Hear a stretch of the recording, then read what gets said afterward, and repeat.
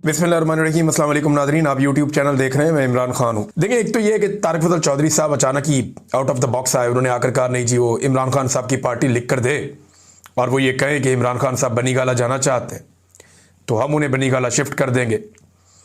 उसके बाद जब पूछा गया राणा सनाउल्लाह से तो उन्होंने कहा जी हमें कोई एतराज़ हुकूमत को नहीं होना चाहिए अगर पाकिस्तान तहरीक इंसाफ इस तरफ बढ़ती है तो। अब जो एस्टेब्लिशमेंट है उसके पास इस हवाले से कोई खबर नहीं है, कोई चीज़ नहीं है। तो मामला क्या है? मामला यह है कि इमरान खान साहब को ये ऑफ़र कोई संजीदगी से नहीं दी गई, लेकिन ये इस बात को इन्होंने कंफर्म कर दिया कि पहले भी ये ऑफ़र दी गई थी और अब एस्टेब्लिशमेंट के साथ होने वाले मुज़ाकरात की एक कहानी शेर अफजल मरवत साहब ने भी सुनाई है। मैं ये सारी चीज़ें आपके सामने रखता हूँ, लेकिन अभी ये ऑफ़र क्यों है ये ज़रा समझ लें। मौजूदा हुकूमत को पूरी कोशिश करने के बावजूद इमरान खान साहब के बयानिए का कोई तोड़ मिला नहीं। ज़मीन आसमान एक कर लिया, सारा कुछ करके देख लिया, इंडिया के साथ जंग हो गई, अफगानिस्तान के साथ जंग हो गई, सब कुछ करके देख लिया। अल्टीमेटली हर चीज़ के बाद इमरान खान साहब की मकबूलियत पहले से ज़्यादा हो जाती है। तो इमरान खान साहब की मकबूलियत ज़्यादा इसलिए है जो आम आदमी पाकिस्तान का बार बार कह रहा है कि वो हार नहीं मान रहा, वो शिकस्त तस्लीम नहीं कर रहा। इमरान खान डट कर खड़ा है, वो जेल काट रहा है लेकिन अपने लिए कुछ नहीं मांग रहा। वो कहता है मुल्क के लिए बात करनी है जिसने, वो आकर बात कर लो।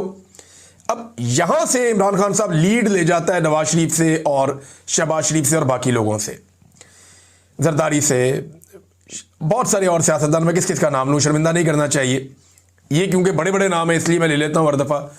ये अस्पतालों में चले जाते थे, बैरून मुल्क इलाज के लिए चले जाते थे, लेकिन इमरान खान साहब नहीं जा रहे। अब यहां मामला फंसा हुआ है, तो इन्हें कोई कागज़ चाहिए ऐसा जिसको ये लाकर दिखाएं। देखें जी, इमरान खान तो कहता है मुझे बनी गाला जाने दो। ये देखें जी, उसकी पार्टी उसके बगैर तो सांस नहीं लेती, उसकी मर्जी के बगैर। ये कैसे इमरान खान के लिए रिलीफ मांग रहे हैं? फिर दें या ना दें, इमरान खान को गंदा करने का एक मौका इनको मिलेगा। और देखें, इमरान खान को जब बनी गाला जाना होगा ना तो वो फिर हुकूमत से बात नहीं करेगा। वो इमरान खान को जो लोग ऑफर करते हैं वो उन्हीं से बात करेगा, और ये ऑफरें पहले हो चुकी हैं। शेर अफजल मरवत साहब ने एक कहानी सुनाई और इसके बारे में डॉक्टर शहबाज गिल साहब ने भी इसका एक जवाब दिया। पहले आप ये सुन लें कि शेर अफजल मरवत साहब की जो कहानी जो उन्होंने एक टीवी चैनल पे आसमा शिराजी साहबा को सुनाई वो क्या है। वो कहते हैं जी 3 नवंबर को मुज़ाकरात का सिलसिला शुरू हुआ था। 4 रुकनी कमेटी थी, अली अमीन गंडापुर, बैरिस्टर गौहर, मोहसिन नकवी और राणा सनाउल्लाह। ये 2 पॉलिटिकल लोग इधर के थे, 2 पॉलिटिकल लोग उधर के थे। बाद में एक मौका पर मैं भी शामिल हो गया। अच्छा, खुद को भी बीच में रख लिया शेर अफजल मरवत साहब ने। तो हुकूमत, एस्टेब्लिशमेंट और PTI के दरमियान कुछ चीज़ें तय हो गई जिसमें इमरान खान की रिहाई भी शामिल थी। वज़ीर दाखिला ने अपना जहाज़ बैरिस्टर गौहर और बैरिस्टर सैफ को दिया और वो अटक गए ताकि मामला आगे बताए जा सकें। 25 नवंबर को बैरिस्टर गौहर को जेल भेजा गया, जहां इमरान खान ने वीडियो रिकॉर्ड करवाना थी। वीडियो में इमरान खान ने यह कहना था कि वर्कर मेरी रिहाई होने तक संजानी पर ठहर जाएं। सब सेटल था, यहां तक कि इमरान खान से डिस्कशन हुई कि वीडियो जेल की सुलाखों के बाहर से बनाई जाए या फिर उनके अंदर से, जेल के अंदर से बनाई जाए। ये कह रहे हैं शेर अफजल मरवत। बैरिस्टर गौहर से वीडियो बनाने के लिए मोबाइल मांगा गया तो उन्होंने कहा कि मोबाइल जेल में नहीं लाया, इजाजत नहीं है। जेल के एक अहलकार ने कहा कि ये मेरा मोबाइल है, इस पर वीडियो बना लें। इमरान खान ने कहा कि मुझे इन पर शक है, कहीं ये मेरी वीडियो टेम्पर ना कर दें। फैसला हुआ कि बैरिस्टर गौहर सुबह मोबाइल लाएंगे और पैगाम रिकॉर्ड होगा। और फिर इसी रात को रेंजर्स वाला वाकया हो गया। रियासत के इस वक्त तक कोई अज़ाइम नहीं थे जब तक कि रेंजर्स वाला वाकया नहीं हुआ। रियासत किसी किस्म का तसादुम नहीं चाहती थी, इसलिए हर किस्म की कंप्रोमाइज़ पर आ चुकी थी, मगर वाकये के बाद सब खत्म हो गया। ये डील थी, इसके तहत सुबह इमरान खान की रिहाई होनी थी। अच्छा जी, ये कह रहे हैं शेर अफजल मरवत साहब। इसमें लॉजिकली 1-2 चीज़ें मिसिंग है। एक तो रेंजर्स वाला वाकया सारी दुनिया जानती है और पाकिस्तान की एस्टेब्लिशमेंट उसी वक्त से ये जानती थी कि वो वाकया पाकिस्तान तहरीक इंसाफ ने नहीं किया। वो रेंजर्स के जवान एक जगह से निकले और वो जिस तरह वो हादसा हुआ वो बंदा भी पकड़ा गया और उसका पाकिस्तान तहरीक इंसाफ से कोई ताल्लुक भी नहीं था। एक तो ये लॉजिकल नहीं लगता मरवत साहब की बात, और दूसरा मरवत साहब उसके अंदर शामिल हो गए मुज़ाकरात में, वो कैसे? अब गिल साहब का जवाब दें। गिल साहब क्योंकि इन सारी चीज़ों का हिस्सा थे, शहबाज गिल साहब, और वो पाकिस्तान तहरीक इंसाफ के एक इंपॉर्टेंट आदमी है। इमरान खान साहब के साथ रहे वो इतने साल तक, और इमरान खान साहब ने उन पर इतना एतबार किया कि बहुत सारे लोगों पर नहीं किया जब वो इक़्तिदार में थे। तो शहबाज गिल साहब जो है वो जितना जानते हैं चीज़ों को कम लोग जानते हैं, और इनसाइड भी वो बहुत ज़्यादा जानते हैं, और आजकल उनकी ज़रूरत भी है क्योंकि वो एक वीलॉग करते हैं और उस वीलॉग के जरिए से वो अपनी आवाज़ उठाते हैं या अपनी पार्टी की आवाज़ उठाते हैं, तो उनको ज़्यादा इंफॉर्मेशन भी चाहिए होती है। अब वो ये कह रहे हैं कि झूठ बोल रहा है टाउट, ये सब चौधरी और कंपनी का धोखा था और ये इसमें एक टाउट का काम सरंजाम दे रहा था।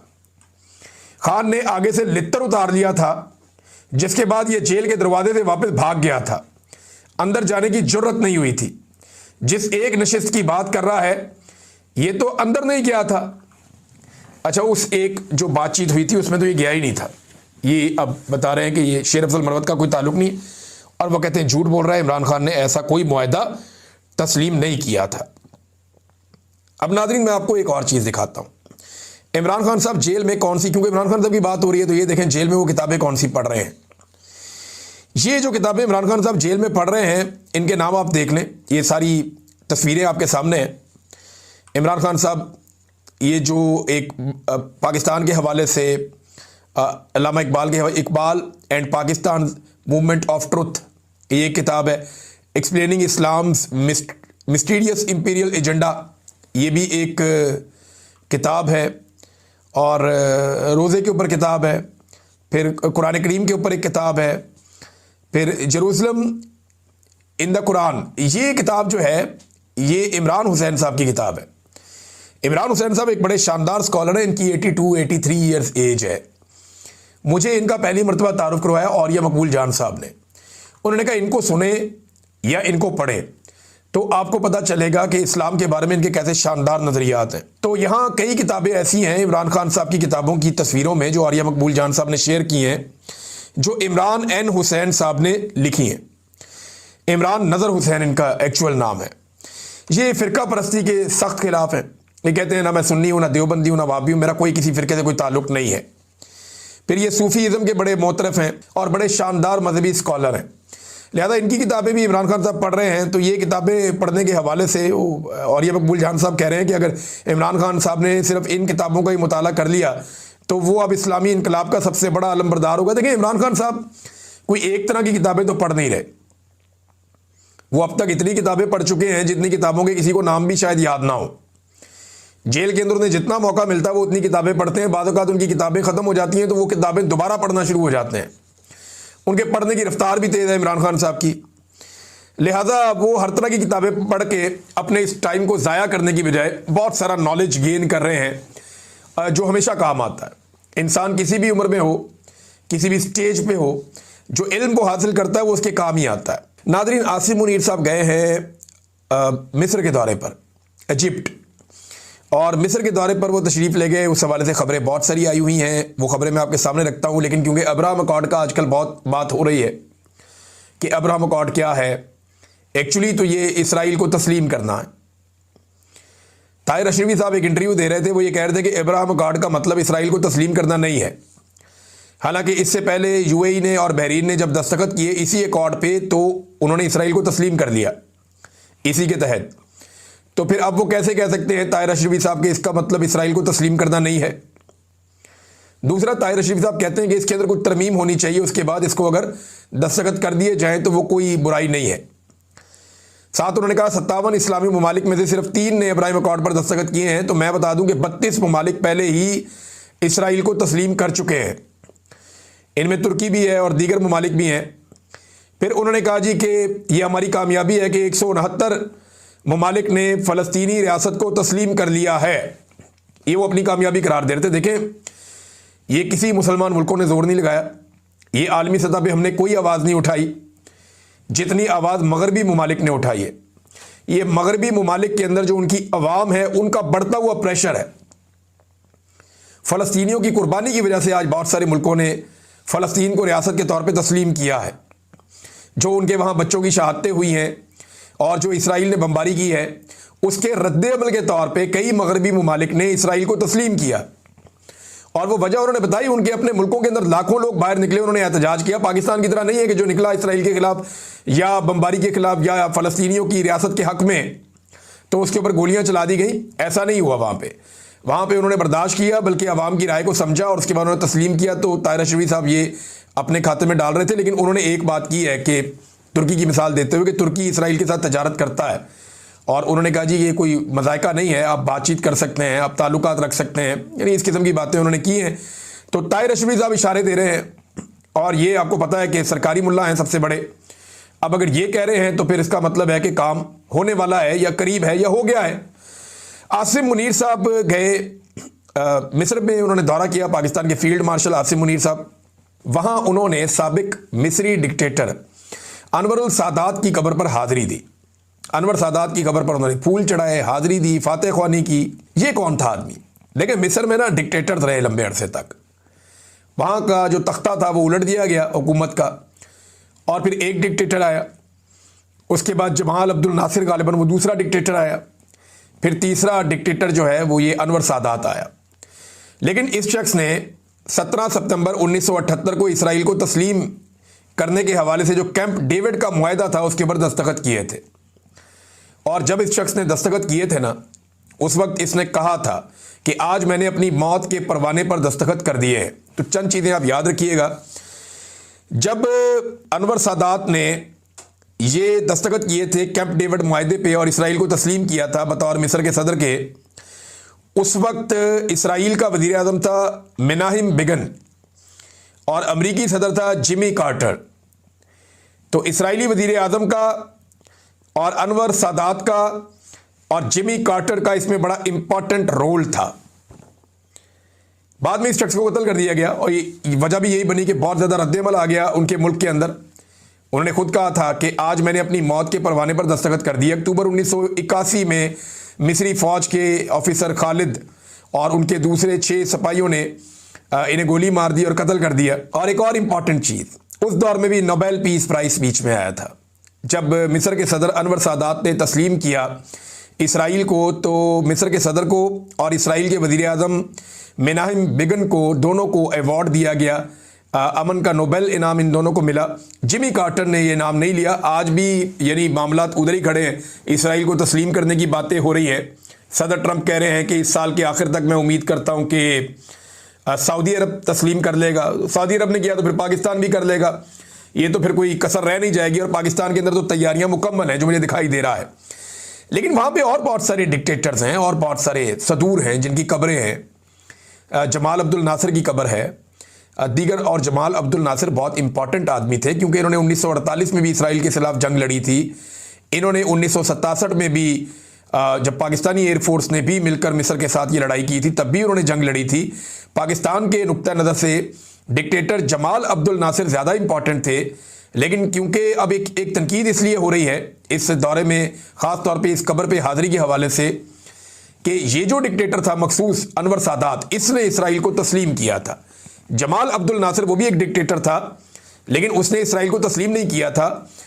उसने इसराइल के साथ 2 जंगें लड़ी थी, तो उनकी कब्र पे हाज़िरी हो सकती थी लेकिन यहाँ पे कब्र पे हाज़िरी दी गई। बाकी बहुत सारी और एक्टिविटीज़ हैं वहाँ पे, वो आप तमाम खबरों में देख सकते हैं। वहाँ पे आर्मी चीफ ने जामिया अल-अज़हर के शेख आज़म शेख अहमद अल तैयब से भी मुलाकात की और उनके साथ इस्लामी मामलात और दीगर चीज़ों के ऊपर भी बातचीत की और इस्लाम की मसख शुदा तशरीहात के ख़ात्मे की अहमियत पर भी जोर दिया। लेकिन वो असल चीज़ मैंने आपको बताई जिसके बारे में काफ़ी सोशल मीडिया पे लोग आवाज़ उठा रहे हैं। नाज़रीन, पाकिस्तान के सबसे ताकतवर आदमी फील्ड मार्शल आसिम मुनीर साहब ने आज से 2.5 साल पहले कहा था कि मईशत 1 साल में बिल्कुल ठीक हो जाएगी।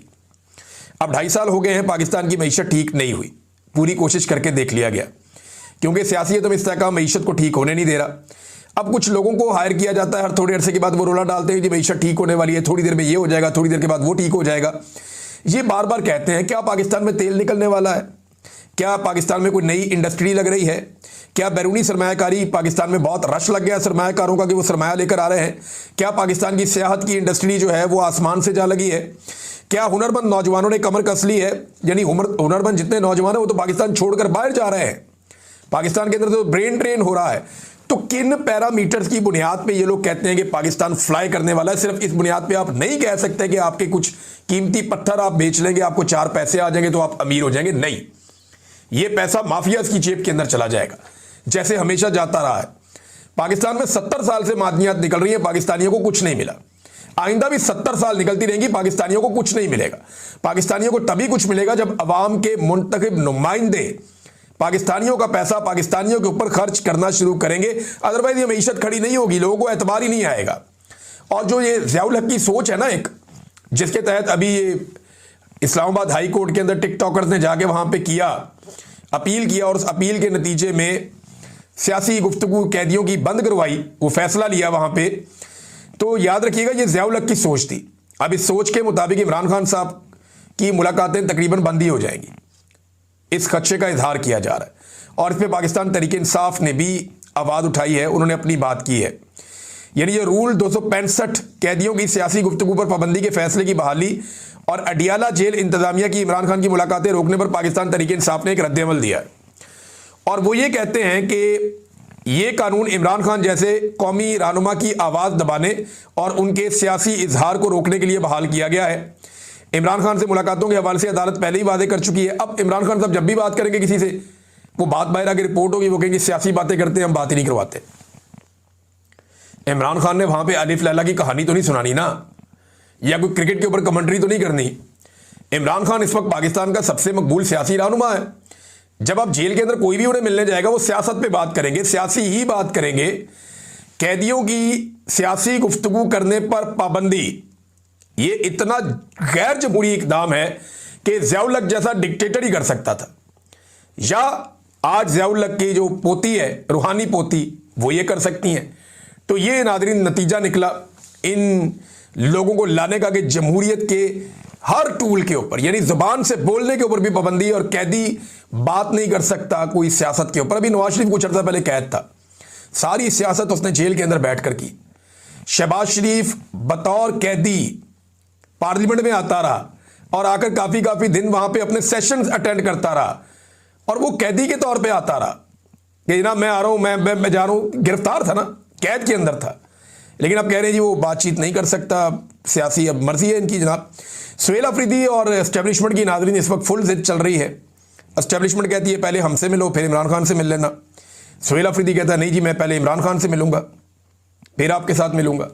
अब ये एक अजीब, और इमरान खान कहेगा तब मिलूंगा। अब ये एक अजीब जिद पकड़ी हुई है एस्टेब्लिशमेंट ने। वो इमरान खान से मिल भी ले तो क्या है, आप तो सारा कुछ सुन लेंगे, आपको पता चल जाएगा। और इमरान खान अगर उसको अलाउ करता है कि जाके एस्टेब्लिशमेंट से बात करो या मिल लो, तो वो आपसे भी मिल लेगा आके।